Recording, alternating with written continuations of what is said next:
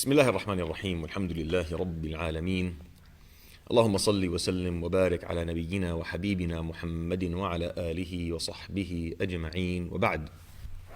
Welcome to our series, The Empty Space. Today is the fourth episode, I believe. The strategies is what I'm going to be talking about today, inshallah. And I want to start out by pointing out something that's really interesting in the Quran. When you go to Surah Al-Nazi'at, you'll find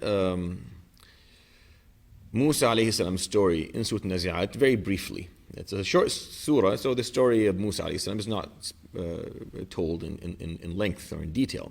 But what's interesting about it is what Musa alayhi salam did when he approached Fir'aun for the first time. Musa alayhi salam, when he came to Fir'aun, what he said was, now mind you, Fir'aun is a person who has enslaved a full race of people. He has claimed lordship over human beings.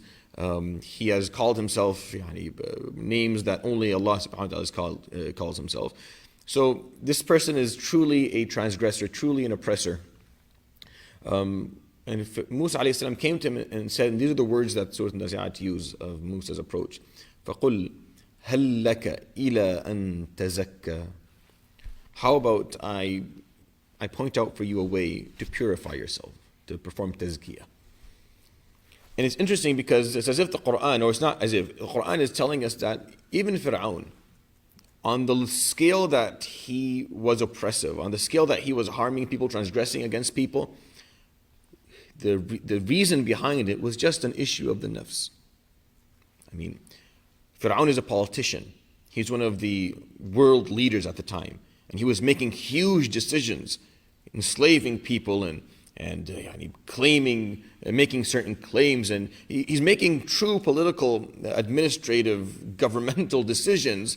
And the Quran is pointing out to us, but all the mistakes he's making, they stem from one place. It's not as complicated as you think it is. Sometimes we look at the world and we think that in order for decisions to be made and changes to happen, it's really complicated. It's really not. هل لك إلى أن تزكى وأهديك إلى ربك, and I'll point you and I'll guide you towards your Lord. فتخشى, and then you'll have reverence in your heart. And once you do that, things will work out. And of course, Fir'aun said no, and he was punished. But the concept there in the Quran to me is extremely interesting. That it just points out to you, it's really, that's all it is. Don't get fooled. Don't be fooled. Don't overcomplicate things. It all comes down to the simple instincts that we talked about yesterday, and convictions and desires that the nafs has, and it guides literally everything from the smallest decisions to the largest decisions in the world. That's why if we learn to deal with them properly, if the path that we started to walk down together, inshallah, in this series is something that you continue in your life, then you will change as a person. You'll find the barakah of that in your heart. What is the definition of tazkiyah? If you were to define tazkiyah very clearly, I know I did the definition episode a while back, but I left out tazkiyah because I think now is a good time for me to explain to you what it is. هي التبصر بعيوب الذات والانتقال بالروح من مرحلة إلى أخرى ارتقاء بها. التبصر بعيوب الذات means for us to be able to have insight upon our flaws, for us to have insight regarding our mistakes, our shortcomings, our deficits. It's personal insight. That's what it is. الإنسان على نفسه بصيرة. Indeed, the human being has insight upon his own self, if he chooses to. You can easily choose not to. But tazkiyah, it starts by being able to identify our personal internal flaws, the mistakes and deficits. And then taking the spirit and taking the nafs, taking the soul, and then elevating it from one stage to the other. Yesterday I talked about the stages. We talked about being, submitting to the nafs and then forcing it, and then the nafs, kind of silenced, being accepting, and then it actually finding joy, kind of moving it from one stage to the other, slowly until it reaches the stage of love, where it changes its convictions. So we have a change of convictions. That's what tazkiyah actually is. And I think you already figured that out probably by yourself.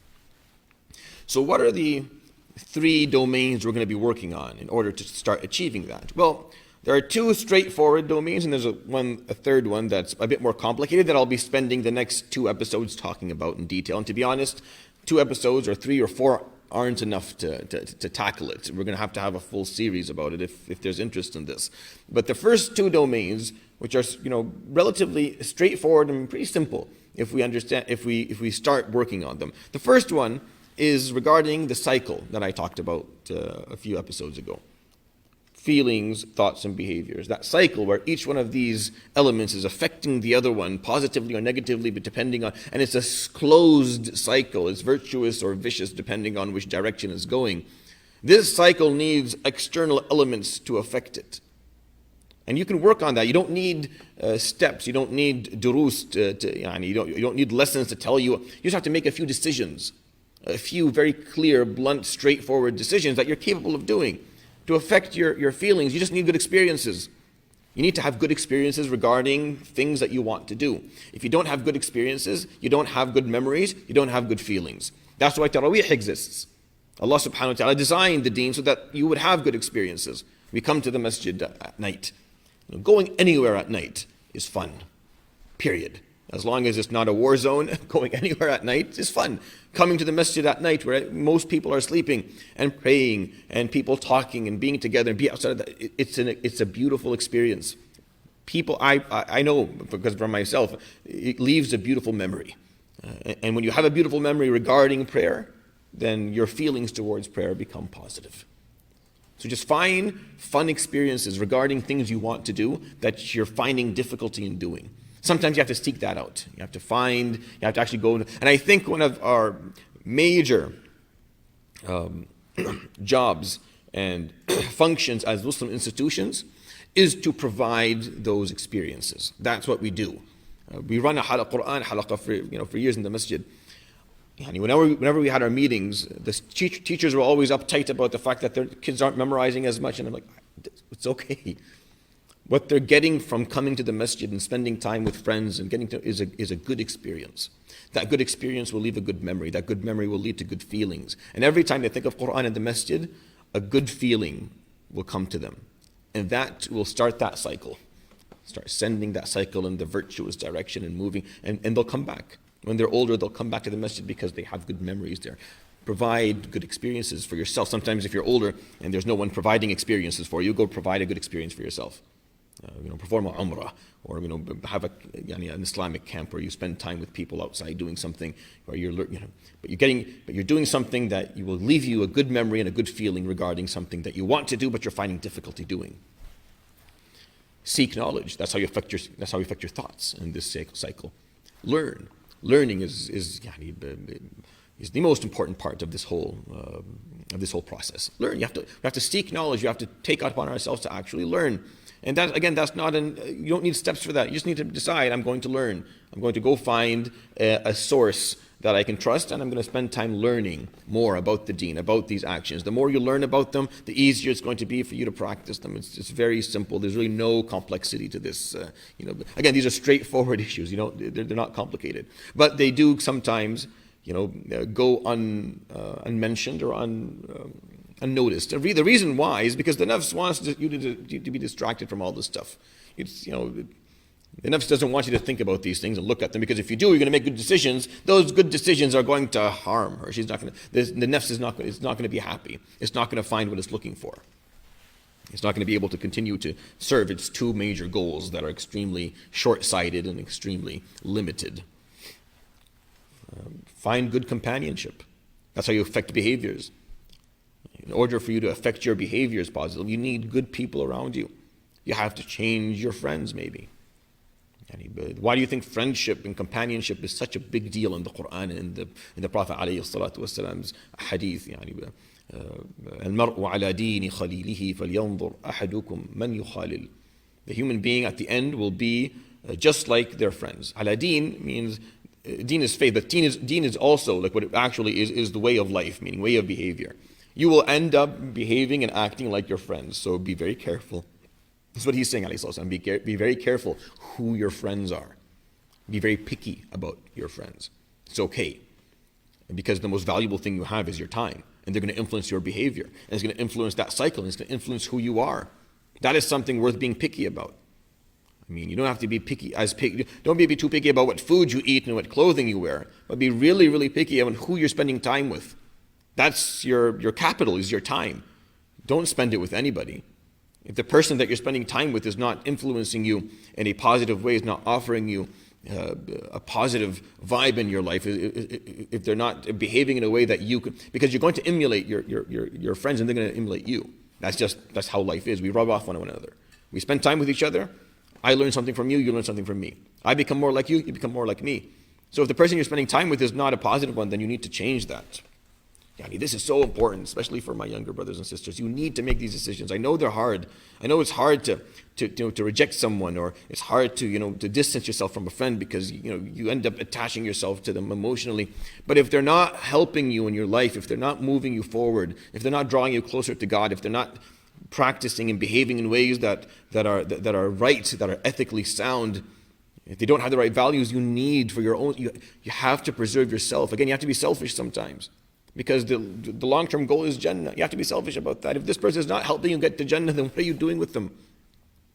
What are you doing with them? And you don't have to get rid of your friends in an abrupt manner. You don't have to say you're no longer... You just pull yourself out of their lives slowly. Just a slow distancing. You spend maybe every day with them, every second day. And then after that, just slowly remove yourself. Just be less available. That's all it is. To change friends, you just have to be less available to your friends. Hey, can we go out? I can't go out today. Can we hang out today? I can't. It's not, I don't want to spend time with you. That's too rude. Don't do that. No one likes doing that. You don't want to burn bridges between you and other people. But if someone's influencing you negatively and your behaviors are getting worse, then you need to slowly withdraw yourself from their lives and replace them with someone else. And your circles in life are really important. Like we all have these little circles where we have people very close to us, then a bigger circle, people are close but not too close, then a bigger circle are acquaintances, and then bigger circle just regular people. These circles, we have to move people in and out of them. That's our choices. We have to make these choices and decisions because we want to affect that cycle. That cycle has to be moving in the positive direction all the time. You have someone who's affecting behaviors in a negative way. Sometimes a bad friend can affect behaviors in a negative way, thoughts in a negative way, and feelings in a negative way. That's why they're so dangerous, because one bad companion can take that cycle and trash it. They completely ruin it because they can affect everything negatively. And parents see that in their kids. When they spend time with certain people, they come back, they're upset, they're acting out, their behaviors change. It's because the effect of that person is hard to get them to leave them, but hopefully if they understand why, they'll realize you're not a better person when you're around them. You're not a better person. You don't want to be that. You don't want to do that. So that's kind of the first element, the first domain we work on. That cycle. Feelings, thoughts, behaviors. It's pretty straightforward. Find good experiences. Seek knowledge to help your thoughts. And make sure you have good companions so that your behaviors stay in the right direction. You don't need a lot of lessons for this to happen. You just need to make a few good decisions. And sometimes you'll need help with that. The second domain that we're going to work on is elevating the spirit. If you remember, I explained to you the conscience in one of the episodes when we talked about definitions. The conscience, or al-damir, or an-nafs al-lawama, as the Quran calls it. That blaming aspect of the soul, where it feels bad for doing something wrong or for not doing the right thing. That voice in your head, the conscience, that voice becomes louder and louder the more the spirit is elevated. The higher the spirit is elevated, the stronger that voice. How do you elevate your spirit? You fill it with khair. You just fill it with goodness. How do we fill it? How do we fill the spirit with khair? The spirit has a lot of khair in it by default because it comes from Allah subhanahu wa ta'ala. But you can contribute to it and you can strengthen it. You can strengthen that spirit, the goodness in the spirit, by a few things. You just need to fill it with love. You have to love people for the sake of Allah. You have to surround yourself with people whom you love for the sake of Allah and who love you back. Love is important. A life that doesn't have love in it is a life not worth living, just to be very clear. When there's no love, when there's no emotion, when there's no passion, when there's no affection, life becomes almost unbearable. So you need to surround yourselves with people who truly love you for the sake of Allah subhanahu wa ta'ala. And who are these people? Your parents, your siblings, if you're married, your spouse, your children. your close friends that are helping you towards the way of Allah subhanahu wa ta'ala. Don't fool yourself and say, why this friend is not a good person, doesn't influence me at all, but they love me. If they did, they wouldn't do that. A person who truly loves you does not influence you in a negative way, does not take you farther away from Allah subhanahu wa ta'ala. Don't get mixed up on these issues. Someone who truly loves you will help you become a better person. Will help your behaviors be better, draw you closer to Allah subhanahu wa ta'ala, help you become the best person you can become. And if they're not doing that, then that's not true love. Surround yourself with people who support you. We require support in our lives. No one can actually go through life successfully without being supported properly, without having those around them who can support them. And that's why you need to be very careful. Are there people around you who bring you down, who mock you when you try and be a better person, who you try to build something up and they try to break it all down? Look for people who support you. These things elevate the spirit. Having loving relationships and having people who support you, these things allow the spirit to elevate. Go to masajid. Again, another design that Allah subhanahu wa ta'ala inserted into our deen. Coming to masajid, just coming to a masjid elevates the spirit. Just sitting in a masjid for a little bit, the tranquility and serenity that you find in a masjid allows the spirit to elevate. And that's something that we don't have today, but that's why we need to get it back as soon as possible. Inshallah, when this is all over, when finally the masjid can open the doors, you need to come to the masjid. Your spirit needs it. Your spirit is thirsty. It's hungry. It needs to come and find the khair, and that's why you're in a masjid. So don't make sure that you at least once, twice a week you come to a masjid. I know life can be busy, it can be difficult, but you can commit to that and come and find that, find that khair that your spirit needs to elevate. Find a teacher, find a sheikh, find a mentor. You can't walk the walk unless you have someone who is there to mentor you through it, to watch over you, to help you out, to give you advice, to help regulate your steps. Finding a good sheikh or a mentor or a teacher is something that's very important. It's harder to do, I guess, in this part of the world, but it's still you still have a lot of resources around you in our community. So you can find people who can help you do that. Read the Quran. Reading the Quran elevates the spirit. Just the mere act of just opening it and reciting it, whether you know how to read well or not, will elevate your spirit. All these little decisions, actions will help elevate the spirit. Those two domains that I talked about are pretty straightforward. Just a few decisions that you make that will help you massively along the way. See, small decisions that you make they're maybe not that small, but they're pretty clear cut. There's really not much of a build-up to them. If you make these decisions, if you make sure you have good friends around you, look for support, you seek some knowledge, you have good relationships, you have good experiences, just doing those on their own will help you later on become control your nafs without even knowing that you are. That's why you don't have to be religious to be able to control your nafs. You just have to make the right decisions, take the right steps. So those are the two first domains. The third domain is dealing or managing the diseases of the nafs, which is what I'm going to be talking about next halaqah, the next episode, and the episode after that, to whatever time that extent we have, inshallah, going forward. And the reason that we need to do that, the reason that we have to talk about the diseases of the nafs and we have to deal with them, is because the deficits that we have on the inside may not be apparent right now in our lives, even though they are there. What do I mean by that? There may be a lot of envy inside of us, a lot of hasad, it's there. But because we're living a life where we have everything we need and we're not surrounded by people who we feel are outdoing us or outperforming us, we don't know that we have hasad. This means that all it takes for that hasad that we have inside to be exposed is a change of circumstances. Allah subhanahu wa ta'ala, out of His mercy towards us and compassion, will often not give us extremely difficult circumstances all the time and right from the beginning. He'll allow us time to work on all these diseases on the inside, to change them. But mark my words, if you don't, life will expose every deficit that exists on the inside. I guarantee it. Whatever you leave dormant inside, whatever disease that you don't deal with, whatever it is, whatever shahwa or laziness or oblivion or vanity that exists inside, that circumstances have not exposed, and you didn't take the time to actually address, to look at yourself and find where that lies, where that problem lies, and deal with it, life will later expose. And that is how life works. And if Allah subhanahu wa ta'ala shows you enough mercy that you never get exposed, well, that is an amount of rahmah that you should spend the rest of your life being extremely grateful for, because it's very rare. The Quran says, says that you will be. أَحَسِبَ النَّاسُ أَن يُتْرَكُوا أَن يَقُولُوا آمَنَّا وَهُمْ لَا يُفْتَنُونَ. Do people honestly think that they're going to be let to say, we believe in Allah, and they're not going to be put to the test? We're going to be put to the test. The test is mostly going to be psychological. It's going to be nafsi.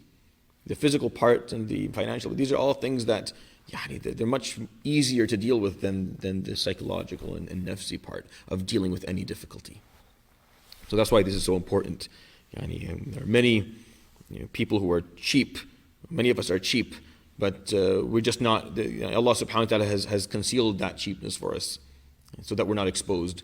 But any circumstances can come by. It's easy to give when you have a lot, way more than you need. Can you still give when you don't?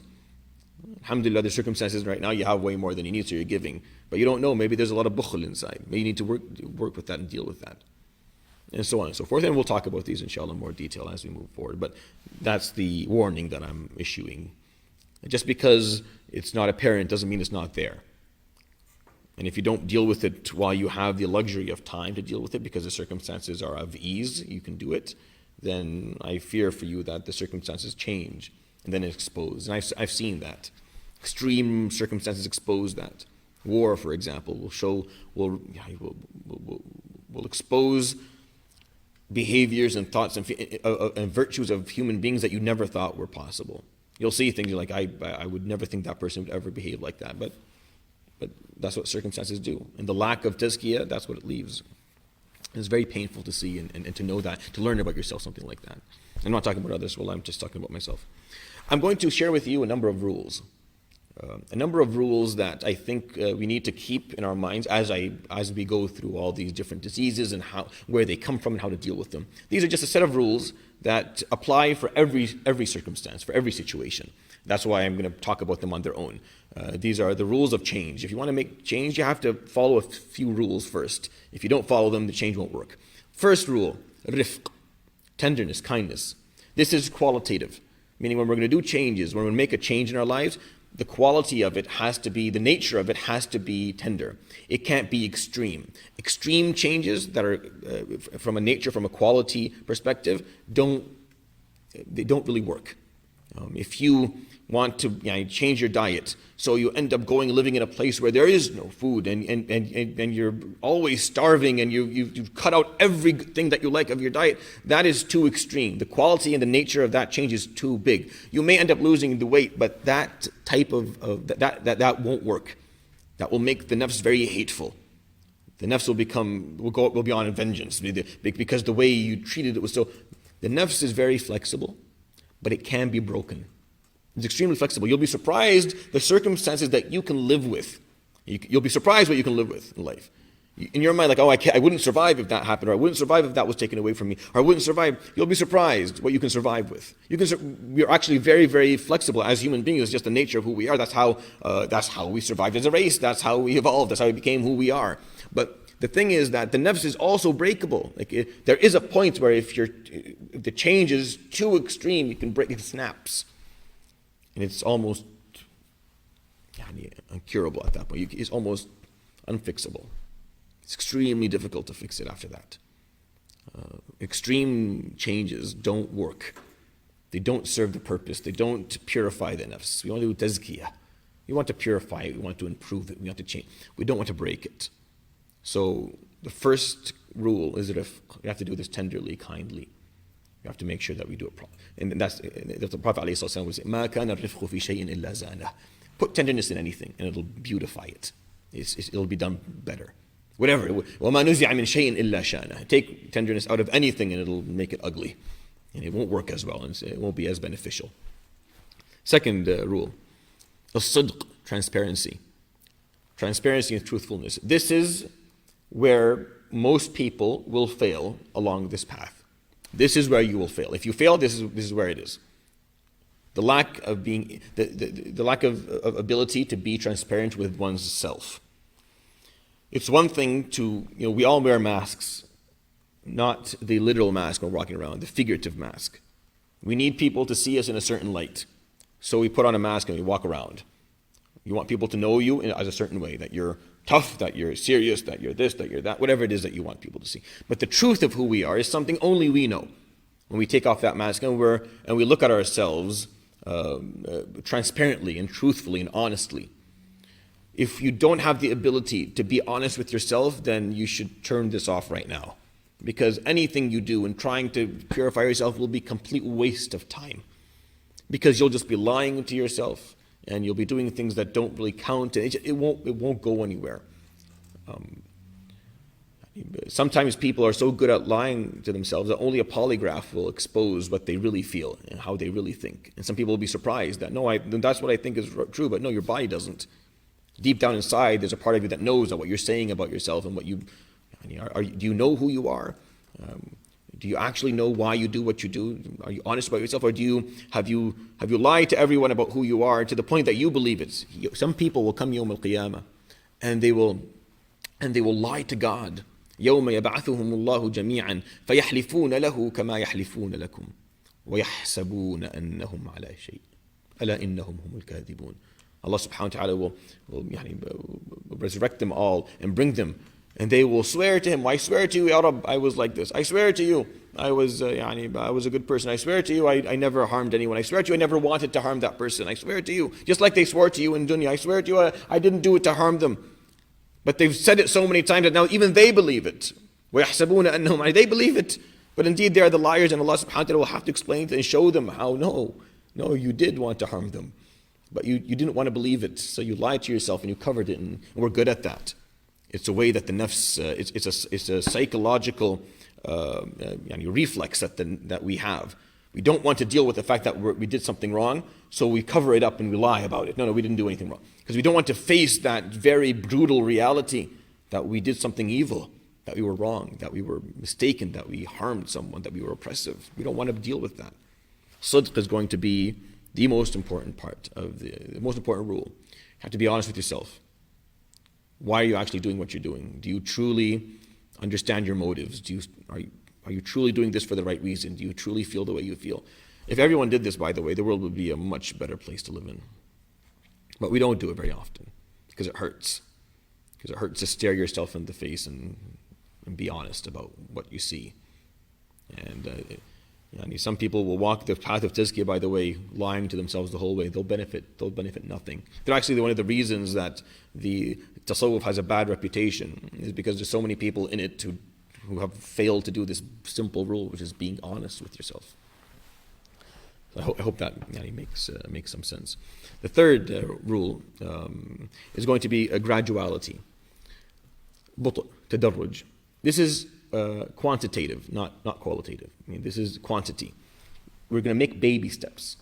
The Prophet ﷺ says, إِنَّ هَذَا الدِّينَ مَتِينٌ فَأَوْغِلُوا فِيهِ بِالرِّفْقِ. This is a very thick religion. Making change has to be slow. We don't want to make huge steps. You're not going to change yourself in Ramadan to the point where it's going to be small, very gradual changes, baby steps. That's all you need, because you have time on your side. That's the beauty of it. You have time. You have time on your side. You make these very gradual changes, and it's like growing. If you're living with your child, you don't see them grow. But someone who hasn't seen them for a year will come back and say, "Look how tall they've become. Look how old they've matured." And you look at them like they're the same they were. But then you look at an old picture and like, "Oh yeah, why couldn't you observe the change? Because it was so gradual, so slow." We have to do the same thing for our nafs. We have to change it slowly, gradually, taking baby steps, just minor improvements, minor progression, just small steps. Within a year or 2 years, you're going to see, "Oh my gosh, I used to be there. Now look where I am."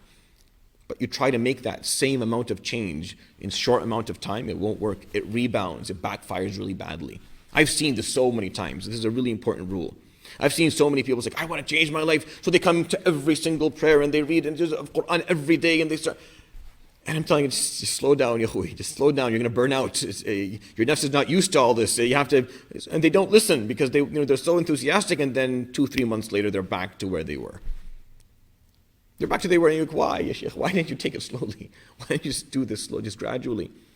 And someone doesn't pray who suddenly is going to pray every single fard and all the sunnah and all the qiyam al-layl all at once. La, that doesn't work. It doesn't work. Just realistically, it doesn't work. Unless you're, somehow the Prophet ﷺ made specific dua for you. If you're just a regular person like myself, then you need to make baby steps, just baby steps. Be happy with the small changes on a prolonged period of time. Put yourself a goal for a year. I want to be there. And then just slowly make that adjustment, make these adjustments, and you'll see it. It'll work. Make habits. Daymuma. Something, whatever you have has to be consistent. It has to always happen. You see, the Prophet ﷺ taught us, أَحَبُّ الْأَعْمَالِ إِلَى اللَّهِ أَدْوَمُهَا أَوْ مَا دَامَ وَإِنْ قَلَّ. The thing that Allah loves the most is whatever is consistent. Even if it's small, just consistent. Don't take days off. Don't say, okay, I'm going to take a week off. No. Whatever it is that you've committed yourself to, whatever changes you've committed to, as we said, they're going to be tender changes. They're going to be small, slow changes. They're going to be based on honesty with ourselves, that we know that we need to make these changes. Then you have to stick to these changes. No matter what your circumstances are, you do them. And I'll give you examples very soon. But you have to hold on to it. You cannot, there's no cheat days when it comes to these type of changes. Cheat days, no.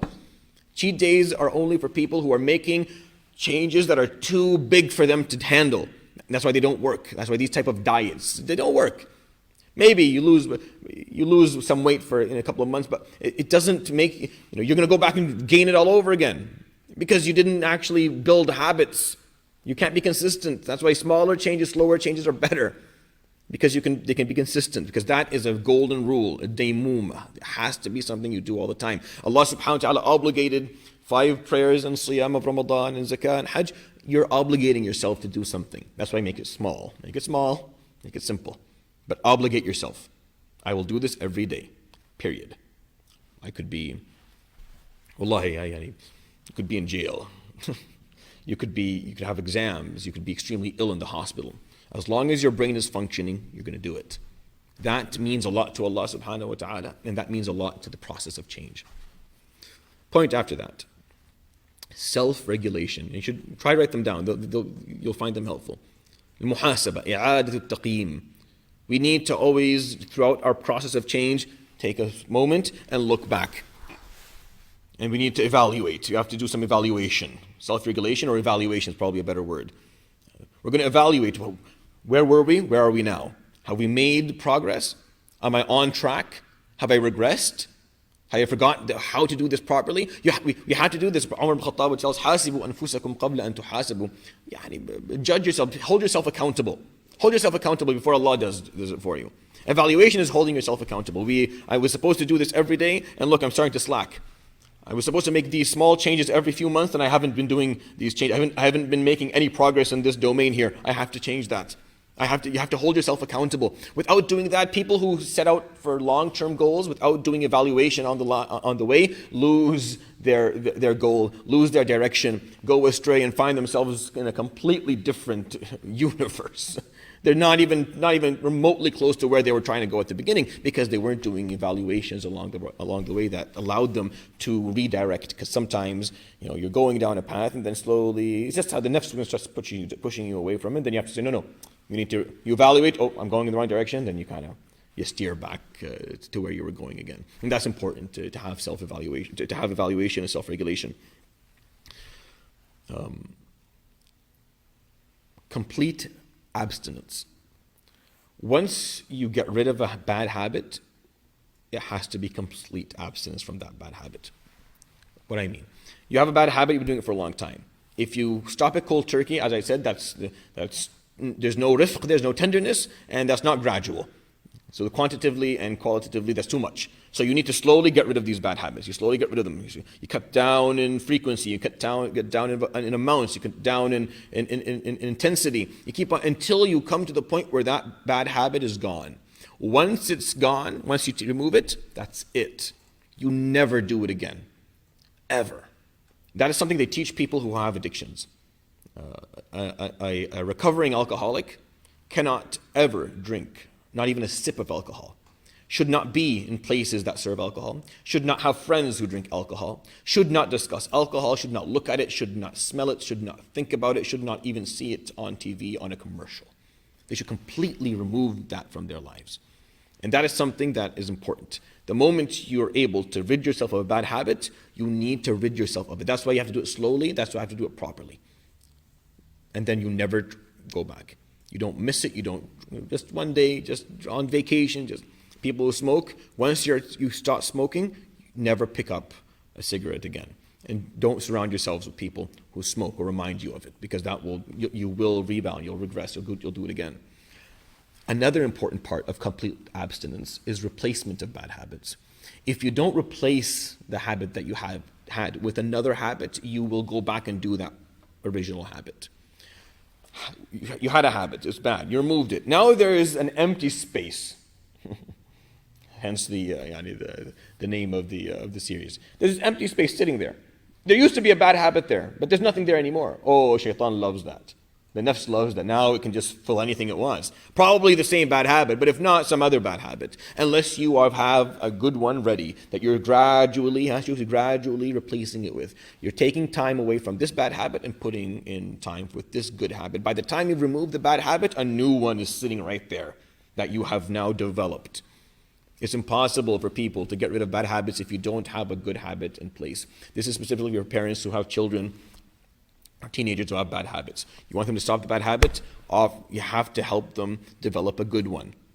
That's why sports and volunteering and learning Islamic knowledge and having good experiences and extracurricular activities, these are all things that kids' lives should be filled with. Because if you don't fill their lives with good habits, they will fill them with bad habits. I mean, only if you haven't lived life would you not know that. So it's extremely important that complete abstinence from bad habits and replacement of good habits. The last point, so there's 7 rules, is intentions. It's unique to us as Muslims. You have to remember why you're doing what you're doing. Why are we trying to make these changes? Why are we? It's for the sake of Allah subhanahu wa ta'ala. Because we want Allah subhanahu wa ta'ala to be satisfied with us. We want to show Him as much love as He's showed us. We want to be able to stand and pray properly, where we're focused, where we're not distracted, where we're not feeling that there's something better to do. We just want to be able to do that. Yes, the concept of drawing ourselves closer to Allah is the intentions. Remember the intentions. Reminding yourself of the intentions will make sure the nafs doesn't sneak its self-interest into your actions. Sometimes you'll be doing something and you know it's the right thing to do, and it should be hard, but it's way too easy. It's just way too easy. And you wonder, why is this so easy? Why is my nafs not fighting me on this at all? And the reason that your nafs is not fighting you at all, the reason that it's not putting up is because it's found a way to get its self-interest in it.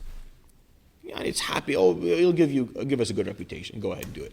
People will like you for doing it. In the long run, this will make you more powerful. It'll give you more. It'll give you more reach. You can. So the nafs will find ways to justify why it's going to allow you to do the khair by having self-interest. And to change that requires tasheeh niyyah. And we're going to talk about that, inshallah, as we move forward in the diseases. Because the nafs will always find a way to slip in its self-interest. And you'll be like, oh, I have no problem praying. I have no problem fasting. I have no problem. Well, then be careful. Because the nafs is very sneaky. It'll slip in its self-interest, and that will ruin the purity of the action that you're doing. And you're not actually changing. If the nafs is not changing, if it's not being purified, if its convictions are not improving, then whatever you're doing is not working. We have to be able, the nafs is going to be painful. That's why you have to do it slowly. That's why you have to do it tenderly. But it has to happen. The nafs has to change its ways. If the nafs is too sneaky and it just finds ways to justify, I'm okay with you doing that because there's self-interest in it, then we're not doing anything. We haven't actually achieved anything. And that is, after lack of honesty, is the second reason that this will fail. If you allow the nafs to find self-interest in every good thing that you do, and you don't actually manage your nafs and teach it and educate it and help it change its convictions. If it holds on to the same convictions, just by slipping in its interest in whatever your good deeds that you're doing, we're not going to get anywhere. And that is the common thing, the most common problem. People who are doing a lot of khair and never actually thought about their nafs, not even once, is because they find self-interest in everything that they do. And they're satisfied with the self-interest that they get. And that's something that needs to be addressed. As a Muslim, you have to address it if you really want to be a better person in the long term. So these are the 7 rules that I think are important. Number 1, rifq, tenderness.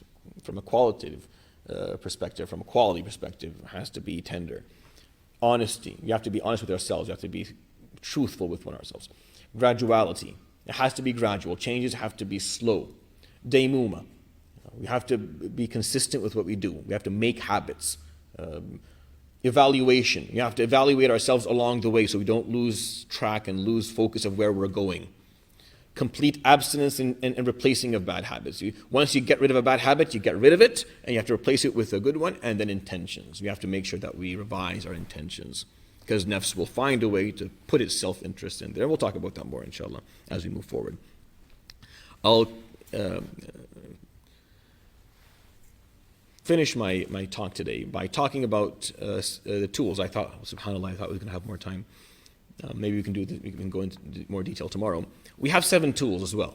Before I start talking about, okay, here's the first disease and the definition of it and where it comes from and how to deal with it, we have to also be aware of some tools that Allah subhanahu wa ta'ala put at our disposal to use, which makes this approach of self-purification unique to the Islamic to the Islamic way of thought, to the Islamic faith. Because others don't necessarily have these tools. And people who want to purify themselves aren't Muslims. They will make progress, obviously, and they'll actually achieve, but they lack certain tools that we have. The first tool, for example, dhikr, remembrance of Allah, invocation. Not everyone has this tool. They may use certain, and you'll find this in different therapies. They may use meditation and certain, but when we talk about the dhikr of Allah subhanahu wa ta'ala, being able to do that, that is the barakah and the nur that exists in the approach. So I'll go through what the tools are, and you can think about them, and then tomorrow, inshallah, I'll start explaining them, and we'll enter the diseases. First one is going to be dhikr. By far the most important, and I'll explain why. It's extremely, extremely important, and for many reasons, not just Islamically, but even from a psychotherapy perspective. Dhikr, it has parallels within what they do in psychotherapy that is extremely powerful. But dhikr, because it's attached to Allah subhanahu wa ta'ala, is even more strong for us. It is the anchor tool. It's the most important tool that we have in our kit, is dhikr. Number 2 is dua. Dua is a tool. I know we use it as, unfortunately, it's used as Aladdin's lamp. We're looking for a genie. We're looking for immediate gratification to get exactly what we want when we ask for it. Dua is a tool for self-purification, and I'll explain that, inshallah, tomorrow as well. Third, al-khidmah. Khidmah is service, meaning taking yourself outside of your comfort zone and going and serving people in ways that you didn't imagine yourself doing. And I'll tell you some stories tomorrow about how I witnessed that and how I did that in my life and took it too far and made a career out of it. but that's khidmah is extremely important. Al-Hizb is not a political party or any party. Hizb is what we call the amount of Quran that you recite daily. The amount of Quran you recite daily is called a hizb. There has to be a small hizb. You have to have that. Just like you have dhikr, a wird, a certain amount of it, you have to have a hizb. And then qiyam al-layl is another tool, extremely powerful tool. The actual prayers that you pray on your own. You can say, well, that's just dua and dhikr put together, to a certain extent, but there is an aspect to it that makes it a bit more unique. Qiyam al-layl, anyone who's done it or continues to do it or hides in or fits in a few rak'at at the end of the night or early in the night, knows that the barakah of it is something you cannot give up once you get used to. Siyam, fasting. Believe it or not, fasting is one of the main tools that we have in our kit. Not Ramadan specifically, even though Ramadan is probably the most important, obviously. But Siyam itself is a tool that we use for self-purification. And the 7th and last one is knowledge, is reading. To read. As in Iqra, as in what Allah subhanahu wa ta'ala told the Prophet sallallahu alaihi wasallam first. That first word, Iqra, and every meaning that it contains. Increasing your wisdom, increasing your experiences, increasing your knowledge, taking time to listen to what other people have to offer within any domain, reading, is a tool again, reading is not just reading a book. It's reading between the lines. It's learning to understand why things are happening around you. Being able to observe behaviors and observe incidents and understand them properly. Listening to people explain their life experiences and learning from them. That's what read means. And so these 7 tools. If you've got 7 rules, 7 tools. I'll talk about them inshallah tomorrow. That wasn't my plan. My plan was to actually get them in today, but I guess I misjudged how much time this was going to take. But we'll talk about them tomorrow inshallah. And they're very interesting, they're very helpful, and then we'll start talking about the diseases of the heart, and we'll try and tackle the main ones, at least until the series is over. And if there's interest in this series, inshallah, afterwards, I am happy to continue doing talking about stuff like this if there's enough interest in it, inshallah. Again, please offer feedback on the Facebook page under the video, you can add, or just send messages to anybody, to myself, Brother Khalid. You're welcome to send, and we'll put all the questions together if there are any questions, and we'll try and address them inshallah in a Q&A session, or even during the halaqat. I'll try and touch base on or touch upon the points that you brought up. I hope that was beneficial. Subhanakallah wa bihamdik, ashhadu an la ilaha illa ant, astaghfiruka wa atubu ilayk, wa sallallahu wa sallam wa baraka ala nabiyyina wa habibina Muhammadin wa ala alihi wa sahbihi ajma'in. Jazakumullahu khairan. بارك الله فيكم. السلام عليكم ورحمة الله تعالى وبركاته.